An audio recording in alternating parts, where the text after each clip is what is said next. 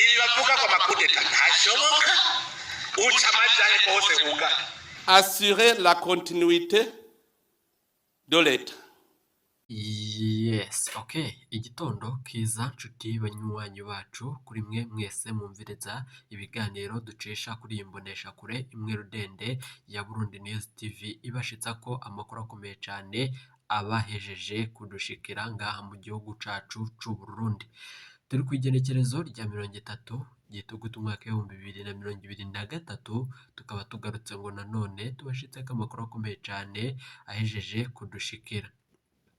Ni amakuru avurwa mu bisata bitandukanye vy'igihugu, igisata ca politiki, umutekano n'agateka ka muntu. Reka ndabaha ikaze nshuti banywanyi bacu kuri mwe mwumviriza ibiganiro vyacu muherereye ku migabane y'amakungu ya kure, abatwumviriza muherereye mu karere k'ibiyaga binini. Reka ndaguhe ikaze nshuti munywanyi wacu kuri wewe kumviriza ibiganiro vyacu uherereye ngaha mu gihugu cacu c'u Burundi. Kuri iri genekerezo turagarutse ngo tubashitse ko amakuru akomeye cyane adushikiye bashasha aka kanya.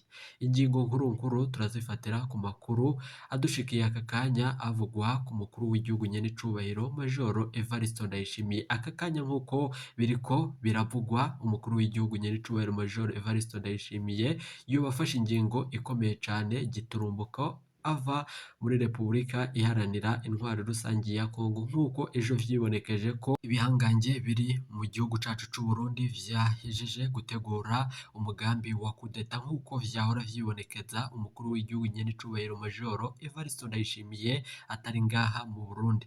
Wakibaza ati ni gute bategura umugambi umukuru w'igihugu atari mu gihugu kandi bafise imbaraga zo kuba bakora kudeta?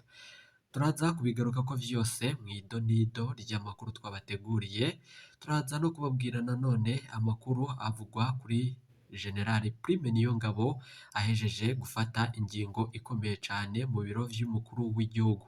Ni nyuma yuko umukuru w'igihugu ngo yajiye mu gihugu c'icibanyi ca Repubulika Iharanira Intwaro Rusangi ya Kongo, asize apfungiye General Prime Niyongabo mu biro vy'umukuru w'igihugu akuwe mu ibohero rya Gitega. Abenshi ntimuzi ayo makuru ko General Prime Niyongabo yari yajanywe mu ibohero rya Gitega ku mvo z'amatohoza no kuba umukuru w'igihugu yari afise urugendo rukomeye cyane rwo kuba atari mu gihugu. Kuri ubu ngubu rero murazi ko humvikanye icuka ca kudeta mu misi iheze, none yoba ariyo mvo ituma umukuru w'igihugu ariko aragenda agatsiga ibihangange abifatiye umwanzuro ukomeye cyane. Turaza kugaruka ku makuru avuga ku kiziga nanone ca Dieudonné Murengerantwari caburiwe irengero nyuma yuko cari kibonekeje mu ibohero rya Gitega. Navyo turaza kubigaruka ko mw'idonido n'ici umutegetsi mwumvirije wakuye Dieudonné Murengerantwari mu rugo iwiwe yoba yabivuze ko. Ndazi ko mwese mumuzi uwo mujenerale akomeye cyane yakuye Dieudonné Murengerantwari, uwahoze ari umukuru w'ibanki nkuru y'igihugu. Kuri ubu ngubu rero turaza no kubabwira nyuma yuko Arenguiyome Bunyoni wahoze ari umushikiranganje wa mbere nga mu gihugu cacu ciza c'u Burundi, kuri ubu ngubu ibintu birahejeje gukomera. Ni nyuma yuko ahondaguwe amahiri yibonekeje mu ibohero rya Gitega. Uyu mugambi ukomeye cyane yateguye hamwe na General Prime Niyongabo. Ibi vyose reka tubigaruke ko vyose mw'idonido ry'amakuru twabateguriye.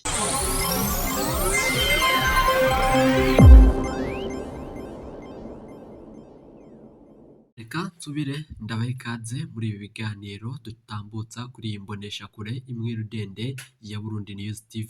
Iteka umunezero nivyo tubipfuriza nshuti banywanyi bacu mwumviriza ibiganiro vyacu muherereye ngaha mu gihugu c'u Burundi, abatwumviriza muri mu bihugu vy'ibibanyi, igihugu c'u Rwanda, Repubulika Iharanira Intwaro Rusangi ya Kongo, n'abari Uganda, Tanzania n'ahandi muri Kenya, mu bihugu bitandukanye.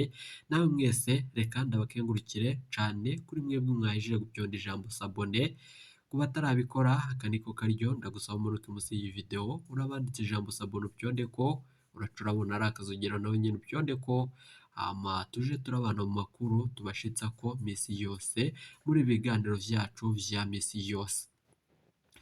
Twabwiye mu mfunyofunyo amakuru akomeye cyane avugwa ku mukuru w'igihugu nyiricubahiro Major Evariste Ndayishimiye kuri ubu ngubu arahejeje gufata ingingo ikomeye cyane nyuma y'uko agarutse mu gihugu giturumbuko ku mvo z'umutekano wiwe n'amajambo akomeye cyane yarungikiwe ku WhatsApp ku munsi w'ejo nk'uko twabibwiwe na bamwe mu bagendanira umukuru w'igihugu batoshimye ko tuvuga amazina yabo ku mvo z'umutekano wiwe. Ibintu birahejeje gukomera cyane bifata indi ngingo mu gihugu cacu c'u Burundi.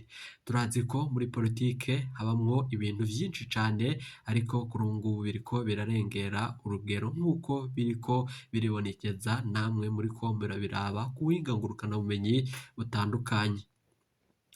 Iyi Burundi News TV imbonesha kure ku igenekerezo ry'ejo haheze twabashikirije amakuru akomeye cyane, abasirikare benshi cyane, igipolisi, inkoho zitandukanye vyinjizwaga ku kiremba c'umukuru w'igihugu.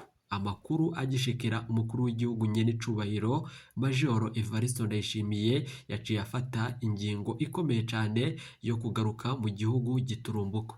Nanone turabiganira ko turabivuga ko vyose muri aya makuru ido nido ninde yo murungikiye amakuru canke yikanse iki. Nanone bamwe bose mu bihangange abari mu mugambi uri ku butegetsi wa CNDD-FDD mwarumvirije ko Reveriyano Ndikuriyo yahagaritswe ariko atakuwe mu burongozi. Ivyo vyose muraza kuvyumviriza. Reveriyano Ndikuriyo yabaye ahagaritswe atakuwe mu burongozi, niko namwe muri ko murabiraba atanama izongerwa gukorwa ngaha mu gihugu c'u Burundi ngo itumigwemo abanyagihugu bose nk'uko vyakorwaga ubusanzwe. Nanone Reveriyano Ndikuriyo mwakunze muri benshi kuri ubu ngubu ibintu birahejeje gukomera cyane nubwo ari igihangange ngaha mu gihugu c'u Burundi.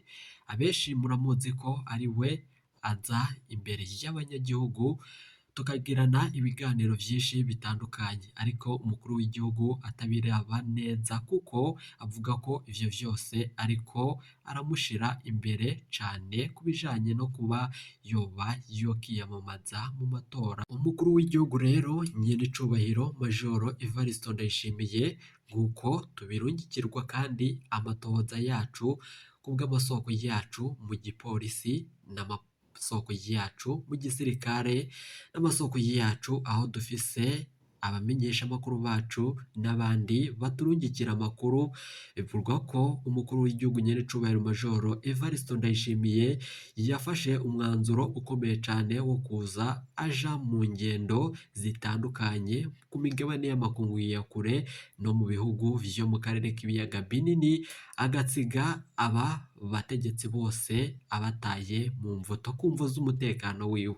Murazi ko nyuma y'uko agiye mu gihugu ca Cuba agaca araja no mu gihugu co muri leta zunze ubumwe za Amerika, harumvikanye icuka cibi ca kudeta cibonekeje no kw'iradiyo y'igihugu RTNB. Mwarumvirije umusirikare yarungitse kw'iradiyo y'igihugu RTNB, mwarumvise itegeko ryatanzwe kandi ubusanzwe ryatangwaga n'umukuru w'igihugu nyenicubahiro Major Evariste Ndayishimiye. Benshi bashizwe mu rujijo kuko umukuru w'igihugu yatahutse avuye ku migabane y'amakungu ya kure, ariko umuhanuzi wiwe mu biro vy'umukuru w'igihugu ari nawe yabogojwe, akavugwa ko yamurungikiye ubutumwa amubwira ko nashika i Bujumbura ari bugandagurwe akagirirwa nabi kuko ibintu vyari vyahejeje kuyangara. Umukuru w'igihugu yanse kururikira mu gihugu ca Uganda canke muri Tanzania nk'uko vyari yabibwiwe n'uwo muhanuzi, ariko umukuru w'igihugu yakomeye magabo amera magabo nk'uko vyibonekeje ko nawe yahora avuga ko ari intare. None kuri ubu ngubu ibintu vyari bihejeje gukomera cyane mu gihugu c'u Burundi.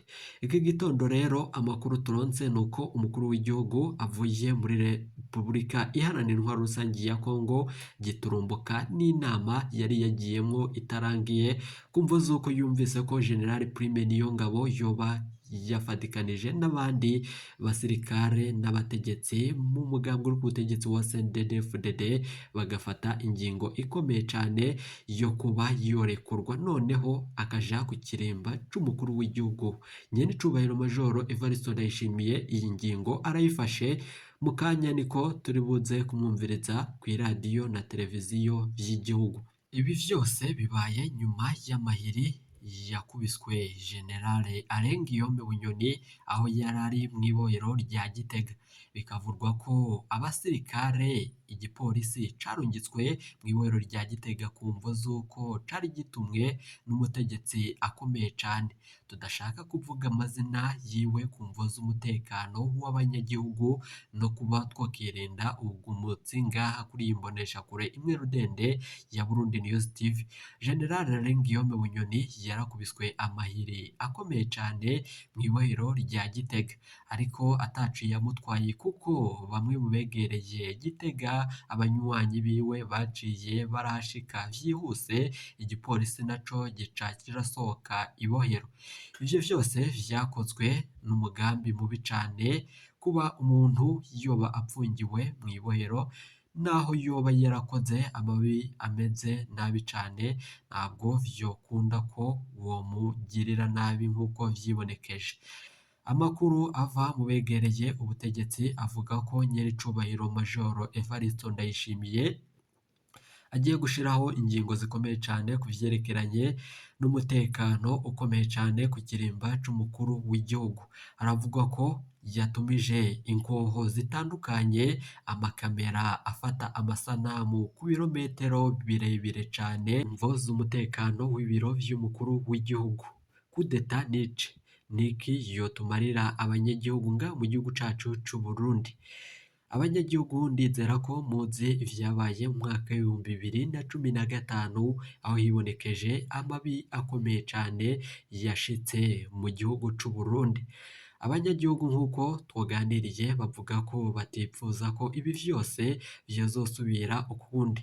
Barasaba umukuru w'igihugu Nyenicubahiro Majoro Evariste Ndayishimiye atangure ingamba nshasha zo gukora amatohoza ku vyerekeranye n'abibonekeza umugambi wo kumutembagaza canke kugandagura umukuru w'igihugu nk'uko vyibonekeje ko na Alengiyome Bunyoni yagirijwe ikindi caha gikomeye cane.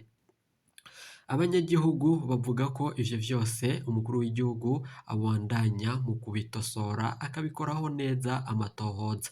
Gusa abatavuga rumwe n'ubutegetsi batangaje inkuru ikomeye cane iteye ubwoba turi buze kubashitsako. Iyi ni Burundi News TV.